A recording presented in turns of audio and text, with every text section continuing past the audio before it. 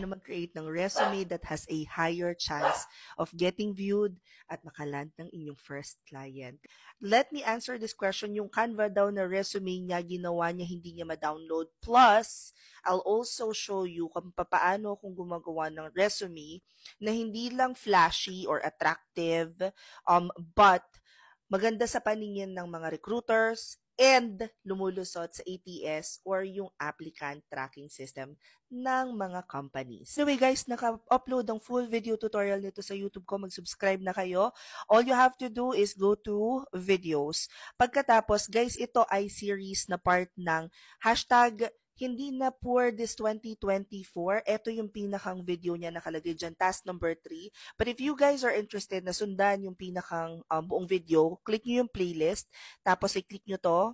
Pagtingin nyo dyan, nandyan na yung task 1 hanggang 3, and today mag-start na ulit ako mag-upload ng kasunod na task natin, so humabol na kayo dito sa series na to, okay? Also, kung hindi pa kayo nakasubscribe, halimbawa lang naman mag-subscribe na kayo.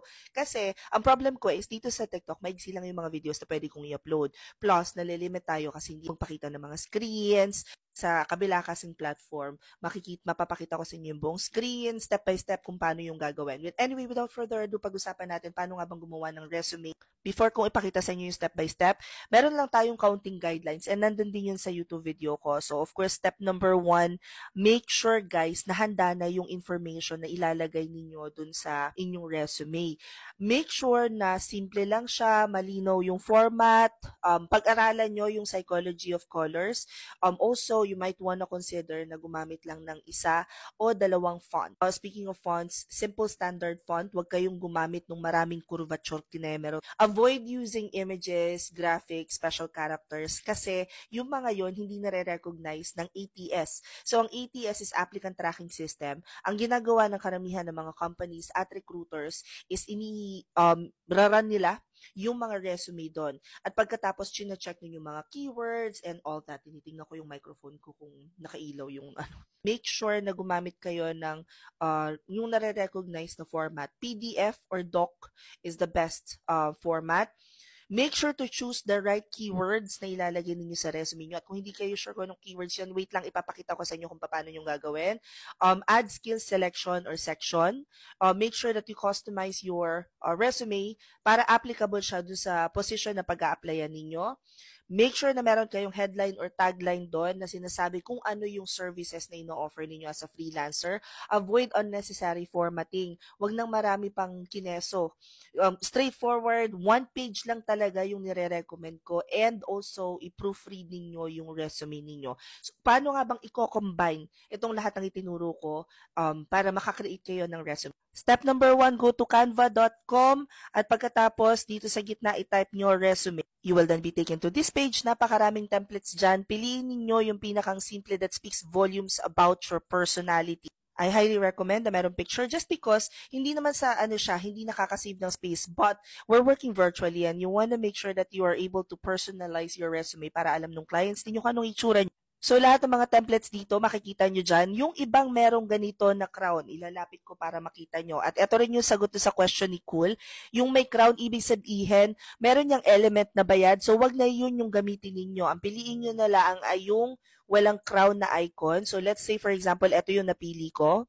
All I have to do is click on Customize this template. At pagkatapos, pwede mo nang i-edit itong resume na to para i-match yung information mo. So, halimbawa ito, kung gusto mong i-edit yan, gawin mo pangalan mo, i-double click mo lang siya, tapos ilalagay mo yung iyong pangalan. Pagkatapos, i-edit mo and make sure na nakaayos yung kanyang font. Kagaya nito, kumpleto na to, simula sa work experience, hanggang sa contact information, hanggang sa education and skills, nandyan na siya. A few reminders, education, kahit wala yan, okay lang. References, kung wala ka rin lang namang email at saka phone number at saka company information ng iyong reference, wag mo nang ilagay. Hindi rin dito uso yung references available upon request. Tanggalin mo na lang. So, pagkatapos mo nga ayusin yung information mo doon sa resume mo sa Canva, iwan mo muna siya doon at pagkatapos mag-open ka na ba ni bagong tab at mag-open ka ng LinkedIn. Kung wala ka pang LinkedIn account, magawa ka na. So, makikita nyo guys ang LinkedIn ko, meron siyang banner, nandun yung aking unique value proposition. Tama yung pangalan ko, hindi siya baligtad at marami pang kung anik-anik. Next, you also wanna make sure na naka-fill out yung inyong about section. meron din kayong top skills, experience ninyo, at pagkatapos, pag naayos nyo ng lahat yan, all you have to do is click on more, tapos click on build a resume. Pagdating nyo dito, i-click nyo lang create from profile. Ngayon dito sa pop-up na to, kung ano yung hinahanap nyo na trabaho, yun ang itatype nyo. So for example, virtual assistant, itype nyo dyan virtual assistant. Click on apply. So makikita nyo na dyan yung buong profile niyo sa LinkedIn. Ginawa siyang parang resume ni LinkedIn. However, one of the things that I want to bring your attention to would be dito sa task kasi nandiyan yung contact info ko. So tinaas ko siya ng onte. Basta makikita nyo dito sa side, may mga suggested keywords pa siya based dun sa position na ini-search nyo. So for example, ako sinearch ko virtual assistant. May mga suggested keywords pa dito na alam naman ni LinkedIn na may experience ako. So gusto niyang i-add ko sana somewhere around here or i-mention ko. So, ang gagawin ko na lang, i-add ko siya dito sa Upwork ko na position para lang makita na nandun yung mga keywords na alam naman ni LinkedIn na may experience ako. Pag na-i-add ko na yung mga keywords na yan, isipin na lang natin, ini-add ko na ha. Pero makikita nyo rin yung found in your resume na keywords at ito yung mga suggested keywords na sinasabi ko. Pag na-i-add nyo na yan dito, all you have to do is download as PDF. Ida-download nyo lang siyang ganyan. Ngayon, mapapansin ninyo, 3 pages talaga siya. So, hindi pa rin ito yung isasubmit ko na resume. Instead, ililipat ko yung information na meron ako dito dun sa Canva na ginawa ko kanina. Isipin na lang natin na i-add ko na ha. Last thing that I wanna change here is yung picture. Kung may gusto akong i-upload na picture, what I wanna make sure is that yung picture na yon is nagpa-pop ako, hindi ako nilalamon ng background. So let's just say, for the purpose of this training, ilalagay ko to, pack, done. Next, ang gusto ko na lang gawin is, kailangan ko siyang, number 1, ma-share as a website. So all I have to do is click on share, public view link, pack. Pag-click ko ng ganyan, create a public view, tapos copy. Pagkatapos, pag na-copy ko na yan, pagka inibigay ko sa kahit na sino yung link nung pinakang kinopy ko, pack, mabubuksan na nila yung aking resume. Another option is of course to download. Pag i-download ko to, remember yung ating napag-usapan kanina, it's either PDF or doc. So, dito sa Canva, pwede mo lang siya i-download as PDF and then click on download. Kapag sinabi niya na may kailangan kang bayaran, girl, ibig sabihin meron ka nagamit na element na bayad. So, ibig sabihin, i-check mo lahat ng elements doon para lang ma-download mo na siya. I tried my best na bilisan itong tutorial na to. But again, guys, nasa YouTube ko na yung pinakang full tutorial as in step by step. Meron pa ako doon dinagdag na kung paano mag-create ng cover letter yata, kung paano i-match yung job description.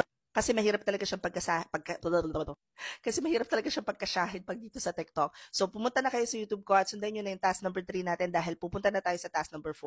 So, again, that's task number 3 of our hashtag Hindi na May Poor this 2024.